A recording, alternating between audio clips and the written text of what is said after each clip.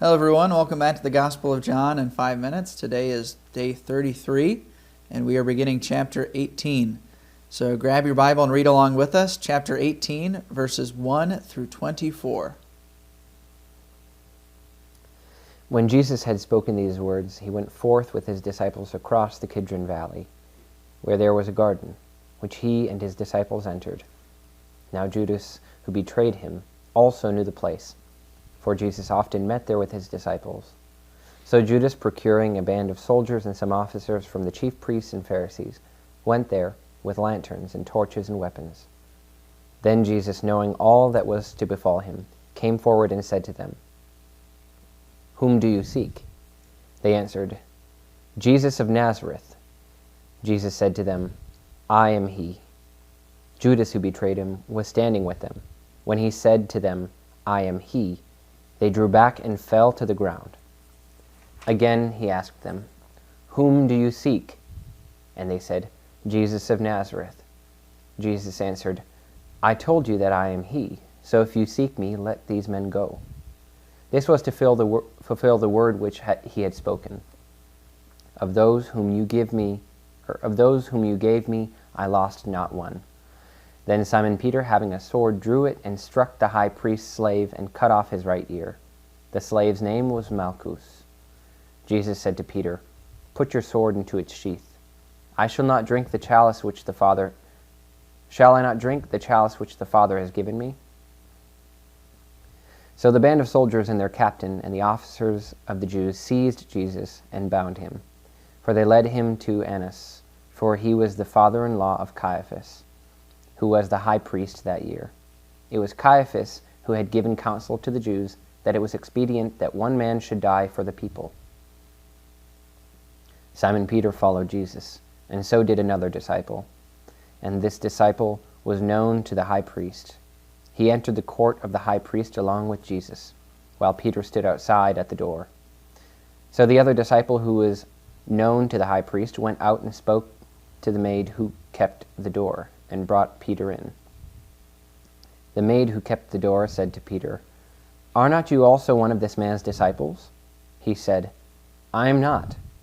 Now the servants and officers had made a charcoal fire, because it was cold, and they were standing and warming themselves. Peter also was with them, standing and warming himself. The high priest then questioned Jesus about his disciples and teaching. Jesus answered him, "I have spoken openly to the world. I have always taught in synagogues and in the temple, where all Jews come together. I have said nothing secretly. Why do you ask me? Ask those who have heard me what I said to them. They know what I said." When he had said this, one of the officers standing by struck Jesus with his hand, saying, "Is that how you answer the high priest?" Jesus answered him, "If I have spoken wrongly, bear witness to the wrong. But if I have spoken rightly, why do you strike me?" Annas then sent him bound to Caiaphas the high priest. Okay, very good.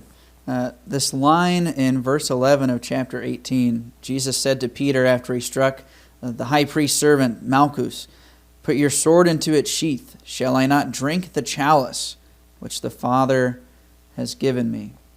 This is a theme that comes up, and it's mentioned in each of the Gospels, that Jesus, when he was referring to his passion and death, he referred it as a chalice that he was to drink. Remember in the Garden of Gethsemane, he said, "Father, let this chalice pass from me." We normally translate it as cup, but it's the same translation. John is going to be pointing out here, unlike the other Gospels, that when Jesus is on the cross, he's going to ask for something to drink. He's going to say, "I thirst." Right? John is very specific about pointing that out to us because it means something.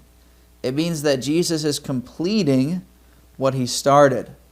Even though we didn't hear it in the Gospel of John, we know from the other Gospels that when Jesus had the Last Supper, there were multiple chalices that he drank. This is a normal part of the Passover meal. Those of you who have been to a Seder meal, you know about this, that Jesus was enacting the Passover sacrifice. But as the Synoptic Gospels point out, is that Jesus didn't actually complete the meal. He specifically left out the fourth chalice or the fourth cup, in the words of Scott Hahn, right? He's a famous Catholic theologian. Jesus was intentionally doing that because he wanted his disciples to realize that the sacrifice was not completed until he was on the cross.